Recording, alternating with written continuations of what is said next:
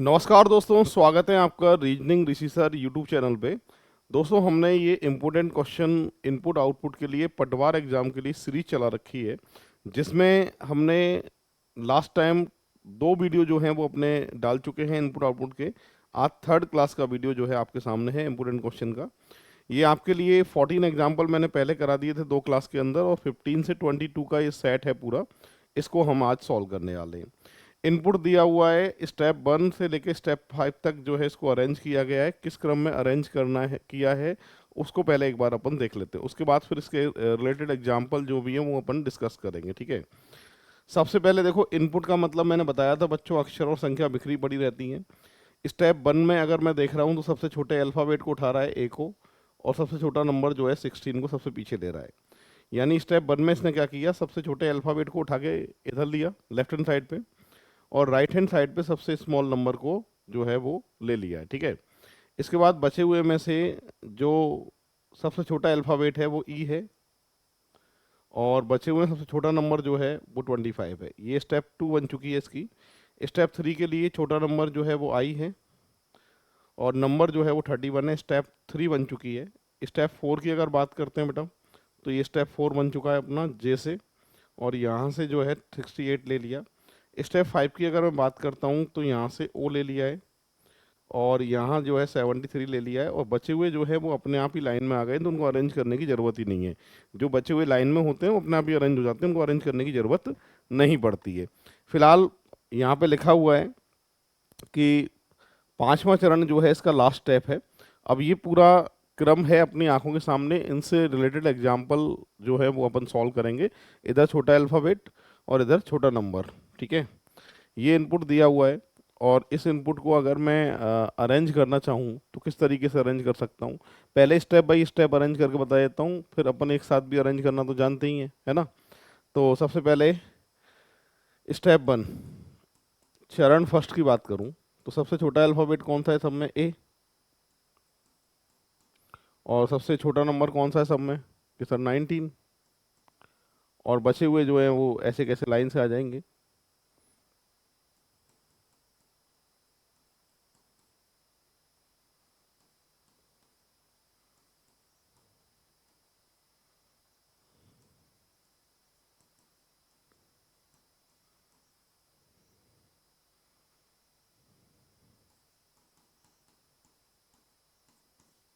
ठीक है। तो यहाँ से जो है स्टेप 1 अपना बन चुका है। स्टेप 2 को अगर लिख के बताना हो तो कैसे लिख सकते हैं वो भी देख लो आप एक बार। छोटा अल्फ़ाबेट कौन सा है, सी। बचे हुए लाइन से ऐसे कैसे लिखेंगे आप।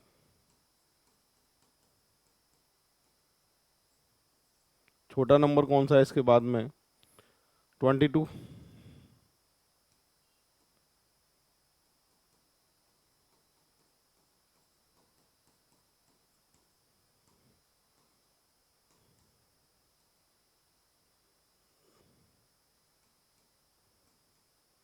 ठीक है। जो भी नंबर है इधर की साइड में आएगा, जैसे कि यहाँ लिया गया है ये 16 है। अच्छा, इधर की साइड लेना है, और वो अल्फ़ाबेट जो है वो भी अंदर की साइड अपन को लेना है। तो यहाँ से देखें एक बार, यहाँ से जो है मैंने अल्फ़ाबेट जो है अंदर की साइड लिया है, और ये भी जो है मुझे अंदर की साइड ही लेना पड़ेगा। तो इसको एक काम करते हैं, 16 यहाँ, 22 यहाँ। ठीक है, इस तरीके से अरेंज कर रहा है। चलो स्टेप थर्ड की बात करें, फिर डायरेक्ट भी सिखाऊंगा, डायरेक्ट कैसे करना है एक बार लिख देते हैं ना। स्टेप थर्ड की बात करें, सबसे छोटा अल्फ़ाबेट कौन सा है इन सब में, कि सर एफ है।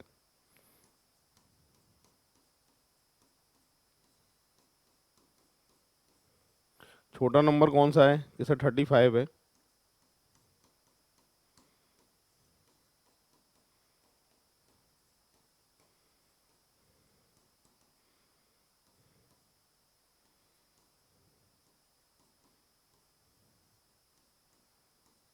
ठीक है।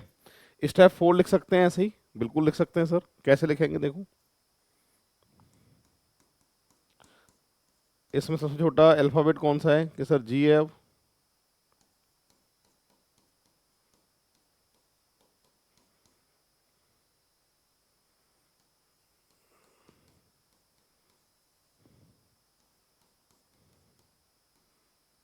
छोटा नंबर 53 आएगा।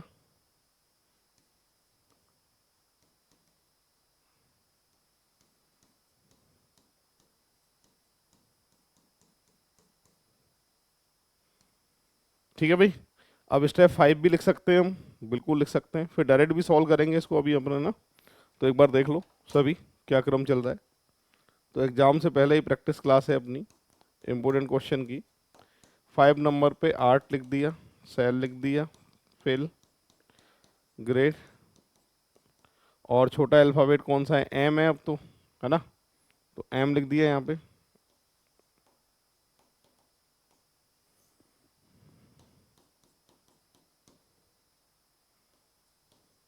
66 आ गया यहाँ।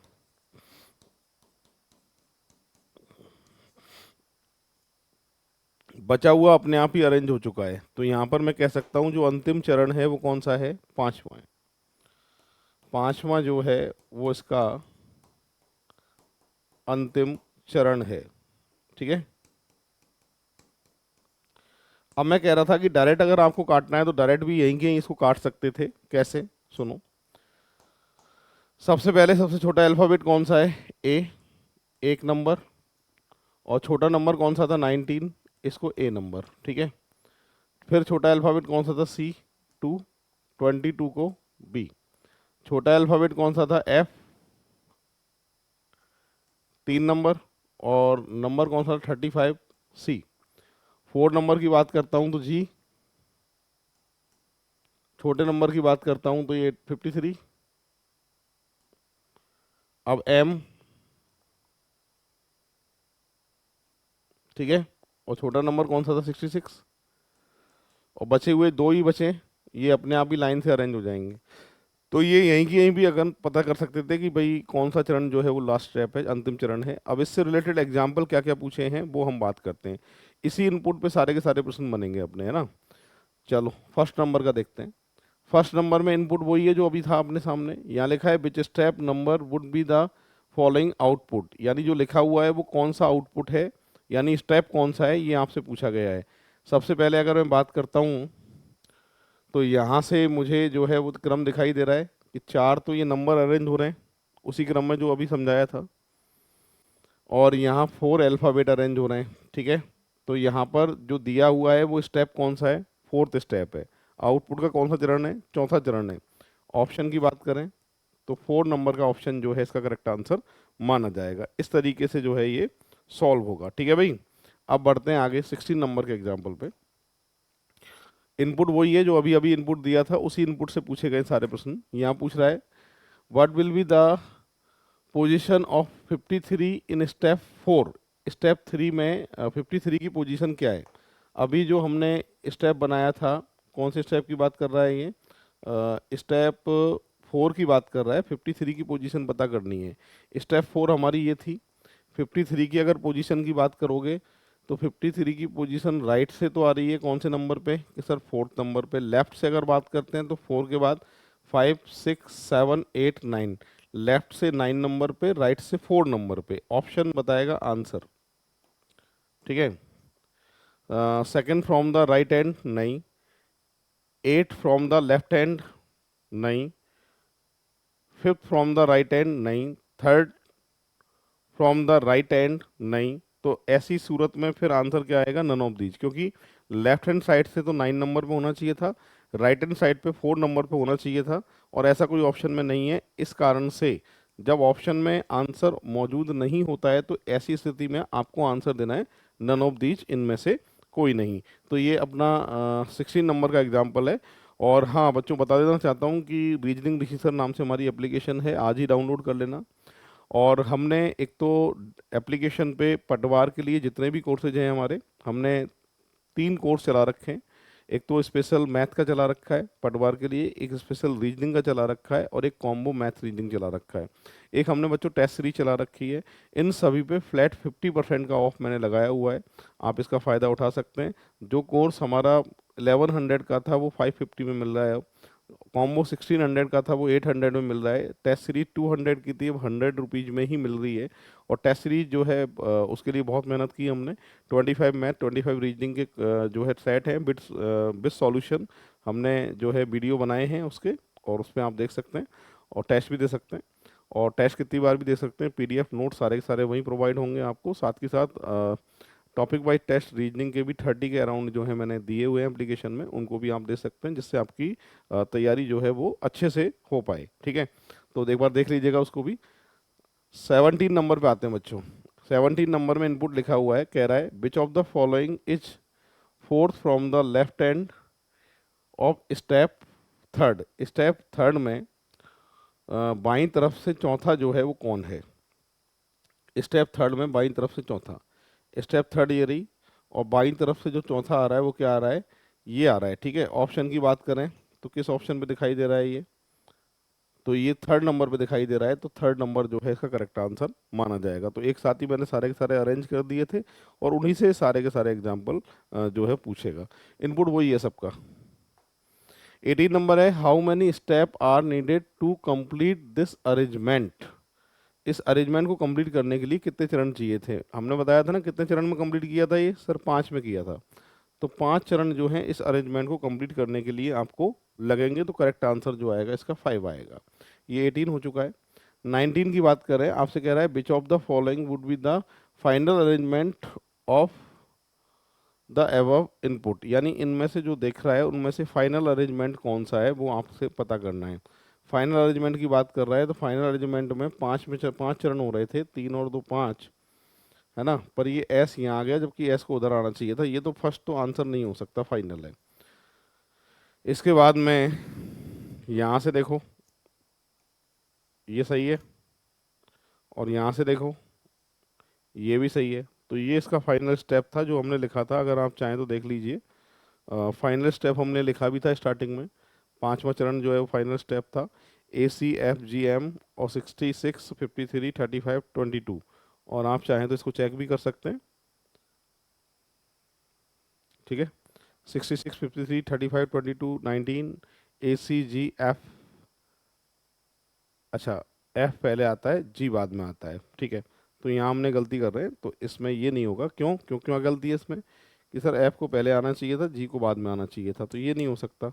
कोई बात नहीं है, ACFG, जी के बाद में एम, बिल्कुल ठीक है। और ये जो है इसका करेक्ट है। और फोर्थ वाले को चेक कर देते हैं, FGM S ACFGMS 93 66 53 35, यहाँ पर गलती हो रही है इसमें, ये नहीं हो सकता। तो फिलहाल थर्ड नंबर का जो ऑप्शन है इसका सही आंसर माना जाएगा। इस तरीके से ये जो है सॉल्व होगा। करेक्ट आंसर जो है इसका कौन सा आएगा, थर्ड। थर्ड पे बिल्कुल जो है ये सही बैठेगा। 19 हो चुके हैं। वीडियो अगर आपने लाइक नहीं किया है तो प्लीज़ वीडियो को लाइक ज़रूर कर दीजिए, शेयर कर दीजिए। ये प्रैक्टिस क्लास हर वीक में मेरी कोशिश है कि एक क्लास तो मैं आपके लिए डालूँ ही, और हो सकता है टाइम मिल गया तो 2 क्लास भी डाल सकता हूँ। पर ये जो क्लास है इम्पोर्टेंट क्लास है, इनको ज़रूर देख लीजिएगा। अभी इनपुट आउटपुट से शुरुआत कर रहा हूँ, तो आने वाले टाइम में कुछ एग्जाम्पल पैसेज के भी जो है मैं न्यू एग्जाम्पल आपकी प्रैक्टिस के हिसाब से इम्पोर्टेंट क्वेश्चन के लेके आऊँगा। उन क्लास को भी आप जरूर देखिएगा, खासतौर से पटवार एग्जाम के लिए। आपसे कह रहा है which of the following would be the step second. Step second जो है वो इनमें से कौन सा है, ये आपसे पूछा गया है। तो स्टेप सेकंड में देखो, ये तो लाइन से होंगे ही होंगे, ठीक है, और उसके बाद में ये लाइन से होंगे, पर अब बचा कुचा अरेंजमेंट आप यहीं के यहीं एक काम करते हैं, स्टेप सेकंड को मैं लिख ही देता हूँ ना। स्टेप सेकंड कैसे लिखोगे कि सर इसमें सबसे छोटा अल्फ़ाबेट तो ये था 1, और ये 2, नंबर की बात करूँ तो ये A और ये B, बचे कुछ लाइन से लिखने थे अगर आपको याद हो तो यहाँ से तो लिखना था 8, यहाँ से सेल, और यहाँ से बच्चों 19, और यहाँ से 22, और बचे कुछ बीच बीच में आ जाएंगे। वैसे मैंने सेकंड स्टेप लिख के ही बताया था, यहाँ भी लिख लो।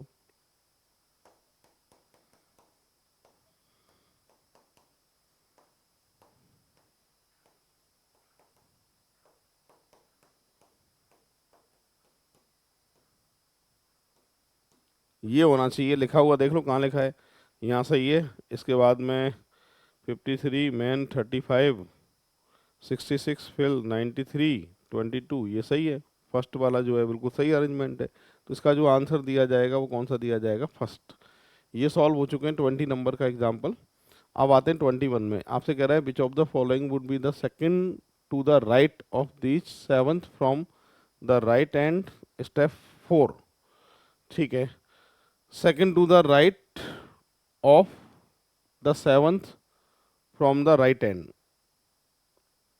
अब आपसे पूछ रहा है कि इसमें फोर्थ स्टेप में पता करना है आपको which of the following would be the second to the right, second to the right of the seventh from the right and.